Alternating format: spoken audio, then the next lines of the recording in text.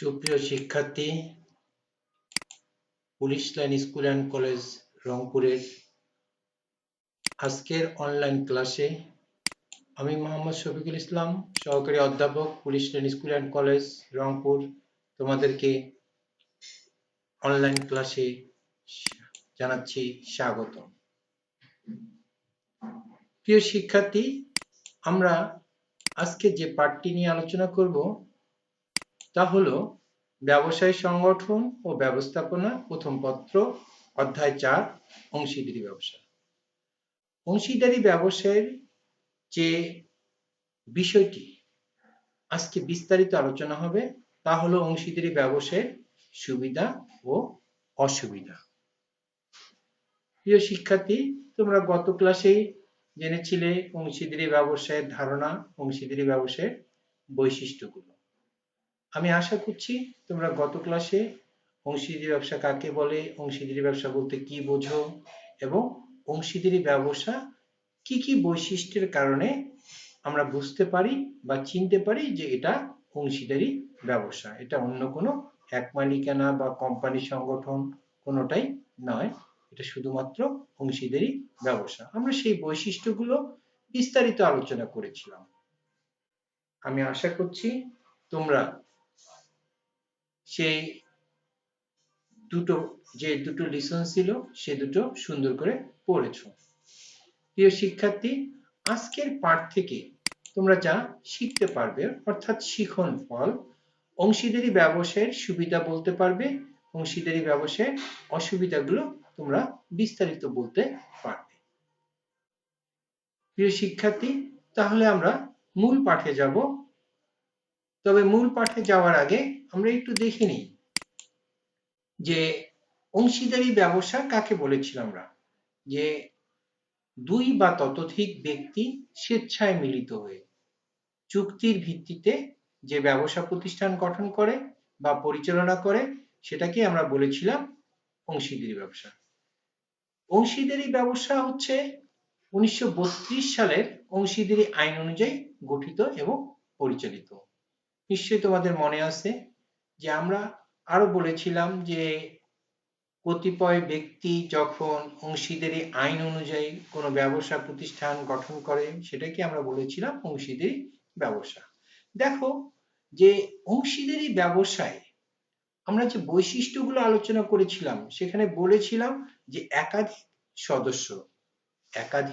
সদস্য। দেখো এই যে এখানে একটা টেবিলে 1 2 3 4 5 6 7, এই 7 জন ব্যক্তি দেখো নিজেদের মধ্যে সমঝোতার ভিত্তিতে একটা ব্যবসা প্রতিষ্ঠান গঠন করেছিল। এখানে একটা চিত্র দেখতে পাচ্ছ তোমরা, বেনিফিটস, অর্থাৎ কি বেনিফিটস মানে কি সফলতা, বেনিফিটস মানে সফলতা, এটাকে আবার সাকসেসও বলছিলাম আমরা। তাহলে এই যে একত্রিত হয়ে যখন তারা একটা ব্যবসা প্রতিষ্ঠান গঠন করেছিল দেন তারা বেনিফিটেড হয়েছিল। কারণ আমরা এর আগে বলেছিলাম যে এক মালিকানা ব্যবসায় একজন ব্যক্তির মূলধনের সীমাবদ্ধতা থাকে, ফলে সে কিন্তু পর্যাপ্ত মূলধন সরবরাহ করতে পারে না। কিন্তু সাধারণ অংশীদারি ব্যবসায়ের ক্ষেত্রে আমরা কি বলেছিলাম 2 থেকে 20 জন, আর ব্যাংকিং সেক্টরের ক্ষেত্রে কি বলেছিলাম 2 থেকে সর্বোচ্চ 10 জন। তাহলে দেখো এখানে এই যে 7 জন ব্যক্তি এরা যখন একটা ব্যবসা প্রতিষ্ঠান গঠন করেছে সেখানে কিন্তু তারা সবাই মূলধন সরবরাহ করেছে, ফলে মূলধনের পরিমাণটা কিন্তু বেশি হয়েছে। ফলে এক মালিকানা ব্যবসার যে সীমাবদ্ধতা ছিল সেখান থেকে তারা উত্তরণ ঘটিয়ে তারা কিন্তু ব্যবসায় বেনিফিট হয়েছিল, অর্থাৎ লাভবান হয়েছিল, ব্যবসা থেকে লাভবান হয়েছিল। তাহলে কি বোঝা যায় যে অংশীদারি ব্যবসায় থেকে মানুষ ইচ্ছা করলে লাভবান হতে পারে, বা যারা এই ব্যবসা প্রতিষ্ঠান গঠন করেছে পরিচালনা করছে তারা লাভবান হতে পারে। কিন্তু সবসময় যে লাভবান হবে এমনটা কিন্তু কথা নয়, লাভের বিপরীতে ক্ষতিও থাকতে পারে। প্রিয় শিক্ষার্থী, আমরা সেই জায়গায় যাই, দেখি যে অংশীদারি ব্যবসায়ের সুবিধাগুলো কি কি। যেমন দেখো 1 নাম্বার সহজ গঠন। কেন বলেছিলাম যে অন্য ব্যবসা প্রতিষ্ঠান গঠন করতে যেমন আইনগত জটিলতা আছে সেটা নেই, শুধুমাত্র 1932 সালের অংশীদারি আইন অনুযায়ী যদি কোনো অংশীদারগণ কোনো কয়েকজন ব্যক্তি একত্রিত হয়ে যে কোনো জায়গায় যে কোনো অবস্থায় যে কোনো পরিমাণ মূলধন তারা সমানভাবে বা যার যা পরিমাণ মূলধন আছে সেভাবেই তারা এই ব্যবসা প্রতিষ্ঠান গঠন করতে পারে। ফলে এটা হচ্ছে অংশীদারি ব্যবসার একটা অন্যতম সুবিধা। এটা অংশীদারি ব্যবসার একটা অন্যতম সুবিধা। তাহলে এখন তোমরা একটু লক্ষ্য করো যে আমরা এখন 2 নম্বর যে বিষয়টি আছে সেই বিষয়টি নিয়ে আমরা একটু আলোচনা করি, যে চুক্তিবদ্ধ সম্পর্ক। আমরা গত ক্লাসে বলেছিলাম, মনে আছে কি তোমাদের, যে বলেছিলাম যে অংশীদারি ব্যবসা চুক্তির মাধ্যমে গঠিত হয় এবং চুক্তির মাধ্যমে পরিচালিত হয়। চুক্তি ছাড়া অংশীদারি ব্যবসা গঠন করা যায় না। সেজন্য অংশীদারি যারা আছে, অংশীদারি ব্যবসায়ের অংশীদারিত্ব যারা আছে, যে কয়েকজন অংশীদার আছে তাদের মধ্যে কি থাকতে হবে? চুক্তিবদ্ধ সম্পর্ক থাকতে হবে। এই চুক্তিবদ্ধ সম্পর্ক যদি না থাকে তাহলে সেটাকে আমরা কি বলি না? অংশীদারি ব্যবসা বলি না। বিধায় এই যে চুক্তিবদ্ধ সম্পর্ক অংশীদারি ব্যবসায় একটা বিশাল কিন্তু সুবিধা। তারপরে দেখো 3 নাম্বার, যে অধিক মূলধন সরবরাহ। আমরা একটু আগে বলেছিলাম যে একটা ছবি দেখিয়েছিলাম, সেখানে 7 জন ব্যক্তি এক টেবিলে বসে তাদের ব্যবসা নিয়ে আলোচনা করছিল। পরে যদি দেখো একজন মালিক যদি হতো তাহলে তার মূলধনের পরিমাণ সীমিত হতো। এখন 7 জন মালিক, তাহলে মূলধনের পরিমাণ একটা বৃহৎ মূলধন সরবরাহ তারা করতে পারে। এটা হচ্ছে অংশীদারি ব্যবসায় সুবিধা, অন্যতম সুবিধা, যে মূলধনের সীমাবদ্ধতার থেকে উত্তরণের জন্য তারা সবাই একত্রিত হয়ে কি করতে পারে? অংশীদারি ব্যবসা গঠন করতে পারে। তারপরে দেখো 4 নাম্বার যে পয়েন্টটি আছে, দলবদ্ধ প্রচেষ্টা। আমরা ছবিটাই দেখি, এর আগের ছবিটাই আমি আলোচনা করি, যে এক টেবিলে বসে তারা কিন্তু তাদের ব্যবসা নিয়ে বিভিন্নভাবে তারা কিন্তু কি মোবাইল, ইন্টারনেট, ল্যাপটপ ইত্যাদির মাধ্যমে কি করছে? নিজেদের মধ্যে এবং অন্য যে ব্যবসায়িক যে পক্ষ আছে তাদের সাথে কিন্তু তারা যোগাযোগ করছে। ধরে নাও এই যে একজন মানুষ একার পক্ষে সব জায়গায় কিন্তু কি করা সম্ভব না? যোগাযোগ রক্ষা করা সম্ভব নয়। কিন্তু দলবদ্ধ হয়ে তারা বিভিন্নভাবে বিভিন্ন ব্যক্তির সাথে কিন্তু যোগাযোগ করতে পারে। এটা হচ্ছে অন্যতম একটা সুবিধা অংশীদারি ব্যবসার, এটা হচ্ছে অন্যতম একটি সুবিধা। প্রিয় শিক্ষার্থী, তারপরে দেখি আমরা 5 নাম্বার পয়েন্টটি, ঝুঁকি বন্টন। মনে করো এক মালিকানা ব্যবসায় কি ছিল? মালিকের ঝুঁকি বেশি। কেমন? কিভাবে মালিকের ঝুঁকি বেশি ছিল? মালিক যা ইনভেস্ট করে তা তো ব্যবসায়ের জন্য দায়বদ্ধ থাকে, এছাড়াও যদি তার ব্যক্তিগত সম্পত্তিও কিন্তু ব্যবসায়ের জন্য দায়বদ্ধ থাকে। আর এখানে অংশীদারি ব্যবসায় আমরা বৈশিষ্ট্য কি পড়েছিলাম? যে পরিমাণ মূলধন সরবরাহ করে সে সেই পরিমাণ দায়বদ্ধ থাকে। অর্থাৎ ফলে কি হয়? যে যদি কোনো ব্যবসায়ের কোনো ক্ষতি হয় তাহলে এই ক্ষতিটা একজনের থেকে কি হচ্ছে? 10 জনের ঘাড়ে, 10 জন সদস্যের মাধ্যমে যদি বা 10 জন অংশীদারের মাধ্যমে যদি অংশীদারি ব্যবসাটি গঠিত হয়, 20 জন অংশীদারি ব্যবসায়ের মাধ্যমে যদি অংশীদারি ব্যবসাটি গঠিত হয়, তাহলে কি করা যাবে? ঝুঁকিটা 10 জন বা 20 জনের মাঝে বন্টন করে দেওয়ার সুযোগ থাকে। এটা হচ্ছে অংশীদারি ব্যবসার একটা অন্যতম সুবিধা। তারপরে দেখো সম্মিলিত সিদ্ধান্ত গ্রহণ। আমরা আবার ওই ছবিটাই কিন্তু পর্যালোচনা করব। ছবিটা আমাদের কি ছিল?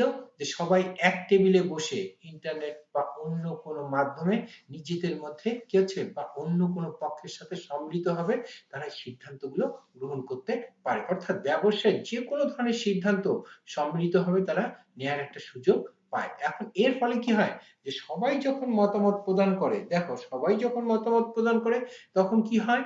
সেখান থেকে একটা ভালো সিদ্ধান্ত কিন্তু আসতে পারে। প্রিয় শিক্ষার্থী, তোমরা বুঝতে পারছো কি আমি কি বলছি? যে আমরা বলছি যে 10 জন 10 ধরনের কথা বলতে পারে। এই 10 জনের থেকে একটা দেখো ভালো সিদ্ধান্ত কিন্তু সম্মিলিত একটা ভালো সিদ্ধান্ত আসতে পারে। সেই সিদ্ধান্তটা সবাই গ্রহণও করতে পারে। এটা হচ্ছে একটা অন্যতম সুবিধা। তারপরে 7 নাম্বারটি দেখো যে অসীম দায়ের পরোক্ষ সুবিধা। তাহলে অংশীদারি ব্যবসায়ের কিন্তু দায় অসীম। কেন অসীম? তার যে পরিমাণ মূলধন সবটাই কিন্তু ব্যবসার জন্য দায়বদ্ধ। আবার দেখো পরোক্ষ সুবিধা কি? সে যদি ক্ষতি হয় তাহলে কি হবে? ওই পরিমাণ মূলধনের উপর কিন্তু তার কিন্তু ক্ষতিটা বহন করতে হবে। তাহলে অসীম দায়ের একটা কি হচ্ছে? পরোক্ষ সুবিধা কিন্তু সে ভোগ করার একটা সুযোগ পাচ্ছে। তারপরে দেখো 8 নাম্বার আইনগত ঝামেলা মুক্ততা। আইনগত ঝামেলা বলতে আমরা কি বুঝি? আমরা এই যে একটু আগেই বলছিলাম যে সহজ গঠন, অর্থাৎ অংশীদারি ব্যবসায় বৈশিষ্ট্য আমরা পড়েছিলাম যে আইনগত ঝামেলা মুক্ততা, একই কথা। যে এখানে দেখো যে অংশীদারি ব্যবসায়ের আইনগত ঝামেলা মুক্ততা কিভাবে তৈরি হতে পারে? যে অংশীদারি ব্যবসা গঠন করতে কোনো ধরনের আইনগত জটিলতা নেই, শুধুমাত্র অংশীদারি আইনটা এখানে বলবৎ করা হয়। এখানে কি বলা ছিল যে অংশীদারি ব্যবসায় নিবন্ধন বাধ্যতামূলক নয়, নিবন্ধন করতেও পারে না করতেও পারে, এ ধরনের কোনো আইনগত জটিলতা নেই। তাহলে কি হচ্ছে? দেখো আইনগত জটিলতা বা ঝামেলা মুক্ততা ছাড়া আমরা সহজেই কিন্তু অংশীদারি ব্যবসা গঠন করতে এবং পরিচালনা করতে পারি। এটা তাহলে কি হচ্ছে? একটা অন্যতম কিন্তু সুবিধা। কারণ যে কোনো অন্য কোনো ব্যবসায়ের ক্ষেত্রে যদি যাই, কোম্পানি সংগঠন অন্য কোনো সংগঠন, তাহলে দেখবা যে আইন ছাড়া কোনো কথা নেই। কিন্তু আবার আইন অংশীদারি আইন আবার অংশীদারি ব্যবসায়ের ক্ষেত্রে কিন্তু প্রযোজ্য কিন্তু। তারপরে দেখো যে 9 নাম্বার আসছে জনসংযোগ সুবিধা। জনসংযোগ বলতে আমরা কি বুঝি? এই যে সম্মিলিত সিদ্ধান্ত নেওয়া হলো, এখন এই সম্মিলিত সিদ্ধান্ত বাস্তবায়ন করার জন্য যদি 10 জন সদস্য থাকে তাহলে 10 জন 10 দিকে মুভ করবে, 20 জন যদি থাকে 20 দিকে মুভ করবে। এই যে 20 জন লোক একটা উদ্দেশ্য বাস্তবায়ন করার জন্য যখন বিভিন্ন জায়গায় জনসংযোগ করছে, সেটা কিন্তু অনেকটা বেনিফিটেড হয়। কার ক্ষেত্রে? ব্যবসায়ের ক্ষেত্রে বেনিফিটেড হয়। আমরা যে চিত্রটা দেখিয়েছিলাম যে ওখানে কিন্তু বেনিফিটেড কথাটা লেখা ছিল। এই যে বেনিফিট, এই যে সুবিধা, এই সুবিধাগুলো তারা কিন্তু ভোগ করতে পারে, অর্থাৎ জনসংযোগ সুবিধাগুলো ভোগ করতে পারে। এখন আমি যদি এক মালিকানা ব্যবসায়ের মালিক হই, আমি নিজেই দোকান করব না কি হচ্ছে জনগণের দ্বার দোরগোড়ায় যেতে পারবো? অবশ্যই পারবো না। কিন্তু অংশীদারি ব্যবসায় এই জনসংযোগ সুবিধাটা ভোগ করার একটা সুযোগ আছে। প্রিয় শিক্ষার্থী, তাহলে দেখো যে এই যে অংশীদারি ব্যবসায় এই 9টি হচ্ছে অন্যতম সুবিধা। এখন সুবিধা যে সবসময় বহাল থাকবে এমনটা না, সুবিধার পাশাপাশি কি থাকে? অসুবিধাও লক্ষ্য করা যায়। প্রিয় শিক্ষার্থী, তাহলে আমরা দেখি, দেখো এই যে এখানে দেখো একটা লো কস্ট, তারপর লো মিনিমাম ইনভেস্টমেন্ট, তারপর ফ্লেক্সিবল, তারপর হলো অ্যাডভান্টেজ অফ মিউচুয়াল ফান্ড, তারপর কি প্রফেশনাল ম্যানেজমেন্ট এবং লো মিনিমাম ইনভেস্টমেন্ট, তারপর ড্রাইভার্স ফ্যাসিলিটি ফিক্সেশন। তাহলে এই যে দেখো এগুলো সবগুলোই কিন্তু অংশীদারি ব্যবসায়ের সুবিধার অন্তর্ভুক্ত। আমরা বলছিলাম যে লো কস্ট অর্থাৎ খরচ কম হয়, কম বিনিয়োগ করা হয়, সবাই মিলে যখন বিনিয়োগ করা হবে একটা মিউচুয়াল ফান্ড তৈরি হতে পারে, ফ্লেক্সিবল হতে পারে, সহজ হতে পারে, তারপর প্রফেশনাল ম্যানেজমেন্ট সেখান থেকে তৈরি হতে পারে। তারপর এই যে এই কথাগুলোই দেখো অংশীদারি ব্যবসাকে কি হচ্ছে? গতিশীল করেছে। অংশীদারি ব্যবসাকে কিন্তু কি করেছে? গতিশীল করেছে। অর্থাৎ এই কাজগুলো দ্বারা বোঝানো হচ্ছে যে অংশীদারি ব্যবসার সুবিধাগুলো অনেক অনেক বেশি, অংশীদারি ব্যবসার ক্ষেত্রে অনেক গুরুত্বপূর্ণ ভূমিকা রাখে। তারপরে যাই প্রিয় শিক্ষার্থী, আমরা এখন যাব যে অংশীদারি ব্যবসায়ের অসুবিধা। আমরা বলছি যে সুবিধা যেখানে আছে সেখানে কি আছে? অসুবিধাও আছে। অসুবিধা বলতে দেখো 1 নাম্বার আছে সীমাহীন দায়। সীমাহীন দায় মানে কি? কখনো কখনো অংশীদারি ব্যবসায়ের দায় অসীম হতে পারে, অর্থাৎ সে দায়টা কি হচ্ছে? তার ইনভেস্টের চাইতেও অনেক সময় বেশি হতে পারে, সেটাকে বলা হয় সীমাহীন দায়। তাহলে এটা কি হচ্ছে? সীমাহীন দায় অংশীদারি ব্যবসায় কি একটা অন্যতম অসুবিধা। 2 নম্বর বিষয়টি দেখো তোমরা, সিদ্ধান্ত গ্রহণে বিলম্ব। এখন 10 জন সদস্য, আমরা একটু বলছি 10 জন সদস্য, 20 জন সদস্য সম্মিলিত সিদ্ধান্ত নেওয়া যায়, কিন্তু সিদ্ধান্ত গ্রহণের সময় যদি 10 জন ব্যক্তিকে যদি আমরা না পাই, আমরা 3 জন আছি 7 জন নেই, আমরা 15 জন আছি 5 জন নেই, তাহলে কি হবে? আমরা 10 জন আছি 10 জন নেই, তাহলে কি হবে? 9 জন আছি 11 জন নেই, তাহলে এই যে সবার জন্য অপেক্ষা করতে হয়, ফলে এই সিদ্ধান্ত গ্রহণের ক্ষেত্রে এই যে বিলম্বতা, এটা একটা অন্যতম অসুবিধা, অংশীদারি ব্যবসায়ের অন্যতম একটি অসুবিধা। প্রিয় শিক্ষার্থী, এবার আমরা দেখি যে মূলধনের সীমাবদ্ধতা। আমরা একটু আগে বলছি যে অনেক সদস্য ফলে অনেক মূলধন, কিন্তু সেই মূলধন আবার সবাই যে সমানভাবে প্রচুর পরিমাণ মূলধন বিনিয়োগ করবে এমনটা কিন্তু কথা না। এখানে এই কারণে বলা হচ্ছে যে সদস্য সংখ্যা যেহেতু সীমিত, সেহেতু মূলধনের পরিমাণটাও সীমাবদ্ধ হয়ে থাকে, মূলধনের পরিমাণটাও সীমাবদ্ধ হয়ে থাকে। প্রিয় শিক্ষার্থী, এখন আমরা দেখি যে পরিচালনায় জটিলতা। সবার পক্ষ থেকে যখন একজন ব্যক্তি পরিচালনায় অংশগ্রহণ করে, তার ক্ষেত্রে কিন্তু একদিকে ব্যবসা পরিচালনা করা, অন্যদিকে ব্যবসায়ের সদস্যদেরকে পরিচালনা করা ক্ষেত্রে অত্যন্ত জটিল। তুমি মনে করো তোমার বাড়ির গার্ডিয়ান, তোমার বাবা মা কি করে, অনেক সময় পরিচালনা করতে গিয়ে হিমশিম খায়, সিদ্ধান্ত গ্রহণ করতে গিয়ে অনেক সমস্যার সম্মুখীন হয়। তো সেটাই বলা হচ্ছে যে পরিচালনার ক্ষেত্রে একটা জটিলতা লক্ষ্য করা যায়, এটা অংশীদারি ব্যবসার একটি অসুবিধা। প্রিয় শিক্ষার্থী, এখন দেখো অদক্ষ ব্যবস্থাপনা কিভাবে, যে সবার মধ্য থেকে একজনকে কি করা হয়, পরিচালনার দায়িত্ব দেওয়া হয়, ব্যবস্থাপনার দায়িত্ব দেওয়া হয়, ফলে সেই ব্যক্তি যে দক্ষ হবে এমনটা কিন্তু কথা নেই, এমনটা কিন্তু কথা নেই। তাহলে সে অনেক সময় সে কি হতে পারে, অদক্ষ হতে পারে, ফলে সেই ব্যবসা প্রতিষ্ঠানে অদক্ষ ব্যবস্থাপনা তৈরি হতে পারে। এটা হচ্ছে অন্যতম একটি অসুবিধা। প্রিয় শিক্ষার্থী, এখন আমরা যাব আমাদের 6 নাম্বার পয়েন্টটিতে। 6 নাম্বার পয়েন্টটি হচ্ছে পারস্পরিক আস্থা ও বিশ্বাসের অভাব। তাহলে কি বলছিলাম, অংশীদারি ব্যবসায় কি বলছিলাম, পারস্পরিক আস্থা ও বিশ্বাস এটা অন্যতম একটি বৈশিষ্ট্য ছিল। এখন অনেক সময়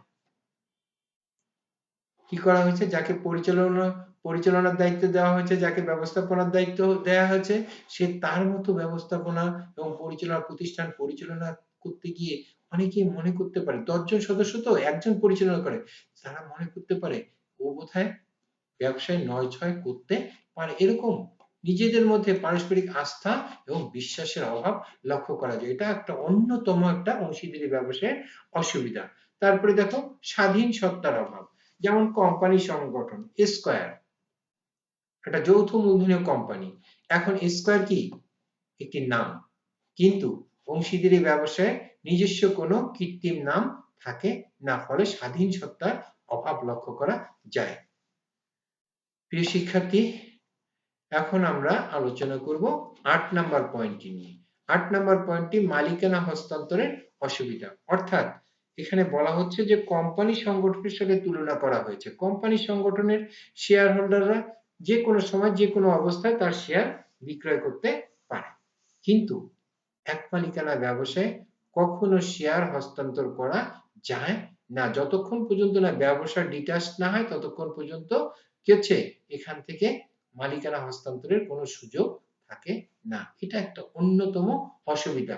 ফলে এই কারণে 9 নাম্বার বিষয়টি কিন্তু উদ্ভব হয়েছে। কিভাবে দেখো, যে 9 নম্বরটি আছে স্থায়িত্বের অনিশ্চয়তা। এখন যদি কোনো মালিক আর সদস্য থাকতে না চায়, ব্যবসা প্রতিষ্ঠান ভেঙে যাবে। যদি আস্থা বিশ্বাস না থাকে, ব্যবসা প্রতিষ্ঠান ভেঙে যাবে। তারপর সিদ্ধান্ত গ্রহণে সমস্যা হলে ব্যবসা প্রতিষ্ঠান ভেঙে যাবে। অদক্ষ ব্যবস্থাপনা হলে ব্যবসা প্রতিষ্ঠান ভেঙে যাবে। এছাড়াও যদি কোনো ব্যবসায়ীর মৃত্যু হয়, কোনো ব্যবসায়ী পাগল হয়ে যায়, কোনো ব্যবসায়ী দেউলিয়া হয়ে যায়, তাহলে তাৎক্ষণিকভাবে ব্যবসা প্রতিষ্ঠানটি কি হবে, ডিলিট হয়ে যাবে বা বিলোপ সাধন হয়ে যাবে বা ভেঙে যাবে। ফলে অংশীদারি ব্যবসায় স্থায়িত্বের ক্ষেত্রে কি বলা হয়, খুব বাংলা কথায় ঠুনকো, যে কোনো সময় যে কোনো সময় যে কোনো পরিস্থিতিতে এই ব্যবসা ভেঙে যেতে পারে, ফলে এর স্থায়িত্বের অনিশ্চয়তা এটি একটি অন্যতম অসুবিধা, এটি একটি অন্যতম অসুবিধা। প্রিয় শিক্ষার্থী, তাহলে দেখো যে আমরা বলছি যে সুবিধা যেমন আছে ঠিক সেরকম অসুবিধাও লক্ষ্য করা যায়। প্রিয় শিক্ষার্থী, এখন আমরা দেখি ইলিগ্যাল লিগ্যাল।